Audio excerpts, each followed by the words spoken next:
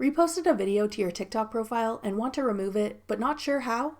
I'm Jessica, and in this video, I'll show you how to undo a video repost on TikTok. Now let's get started. To undo a video repost on TikTok, open the TikTok app and go to your profile.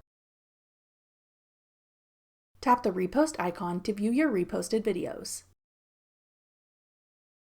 Now tap the reposted video you want to remove. Tap the share arrow on the right. Then tap Remove Repost. Your repost will then be undone.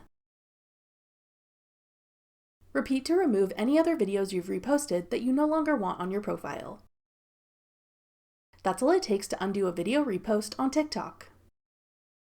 If you're looking to delete a regular video or photo post from your TikTok profile, check out this tutorial to learn how to delete a TikTok post. Click the video on your screen now to watch. Thanks for watching. If you found this video helpful, we'd love it if you'd hit the thumbs up button below and subscribe to our channel. We put out great new tech tutorials like this one every day.